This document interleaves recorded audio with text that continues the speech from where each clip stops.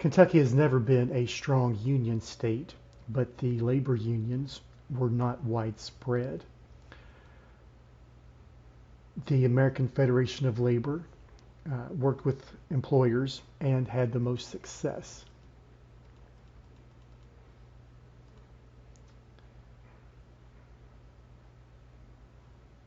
In 1902, you had the Kentucky State Federation of Labor.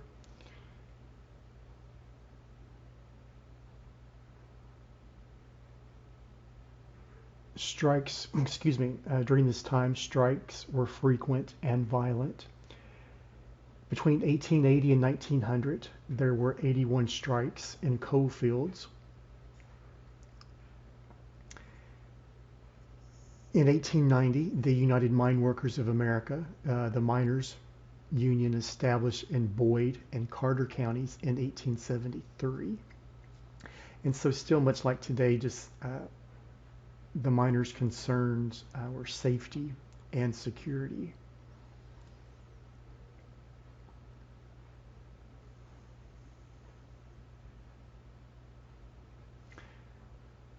The 1919 strike, 20,000 miners were on strike. 1922, there were 24 more strikes.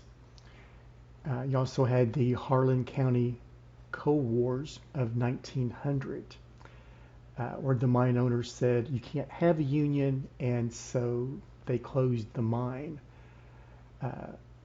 When the mines closed, 4,000 miners lost their jobs, which meant no work. Some were homeless, and some were left to wonder of where they will go next, where their next meal will come from, where their next paycheck would come from.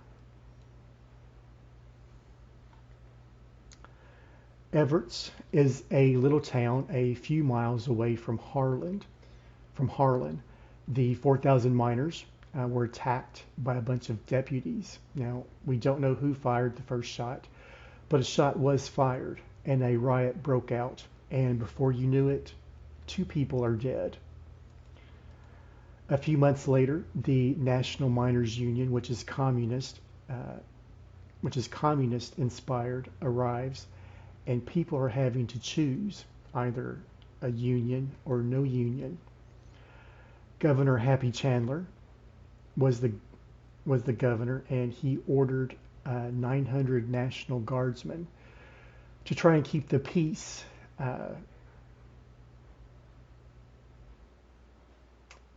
amongst the miners, those that wanted the union, or those who wanted the union, those who did not want the union. The guard would escort the miner into the mines, but the local miners referred to the National Guardsmen as scabs or outsiders, and they thought they were track breakers. The National Miners Union decides to leave. Meanwhile, during all this, a bomb goes off and kills a county attorney.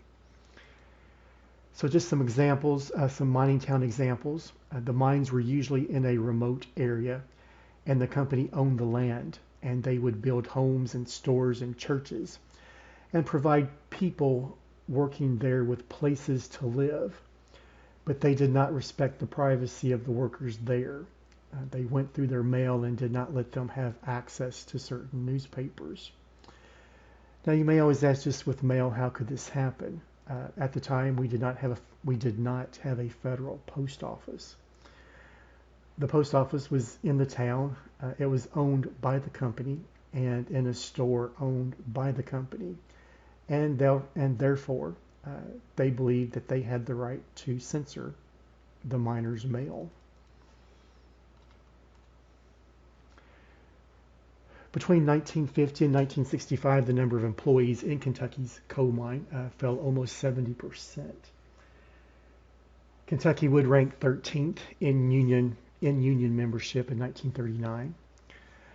By the 1980s, less than 20% of the manufacturing plants in the state were unionized. Now, for sure, you may have had parents, relatives in factories who wanted a union. I remember my dad going on strike. He worked at a local log company. And so they would go on strike to get a pay raise, whether it be 5 cents, 10 cents. So they had the backing of the union. By the end of the 20th century, strong unions in Kentucky is a thing of the past. In 1935, the investigation committee concluded that mine owners and public officials that there was a reign of terror. In 1937, with the national government hearings, they had the same conclusions as the investigating committee in 1935. Now, the Wagner Act passed, and the mine owners had to allow a union. Within these mines, there were no safety precautions. There was bad ventilations. Excuse me. There was bad ventilation, and some cave-ins. Albert Benjamin Happy Chandler, our state senator, lieutenant governor, or he has been a state senator, lieutenant governor, U.S. senator, a governor again, a baseball commissioner, and a leader in the Democratic Party. He would also be a governor by the age of 30. He was born in Henderson County, and his mom died when he was 4 years old.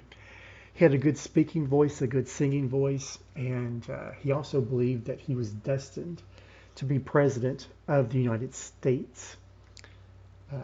He was also the lieutenant governor under Governor LaFoon. And when he ran for governor, he had short speeches and hugged all the babies as he was campaigning. Happy Chandler would be elected governor in 1935. He would request resignations from thousands. He replaced them with those that were loyal to him, along with college professors. He opposed the sales tax. He abolished it. He replaced that with tax on liquor and cigarettes. And in 1936, he wanted to be a U.S. senator. So again, various roles in politics.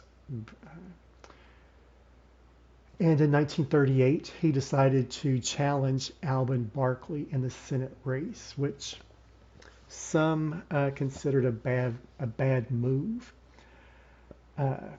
Mr. Barkley supported Franklin Delano Roosevelt, while Mr. Chandler did not. And FDR wanted Barkley to be the majority leader of the Senate.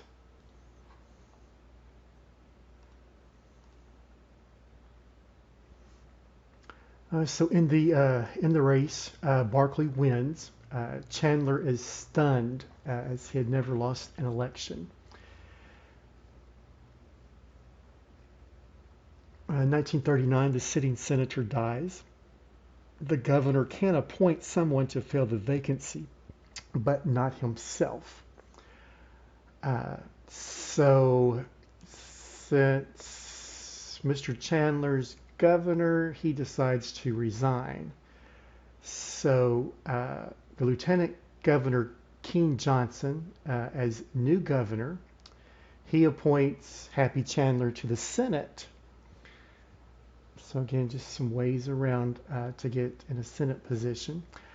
At the end of the term, Chandler runs for a full term to be a full-term senator and wins. And as I have here, again, Kentucky politics is at it again.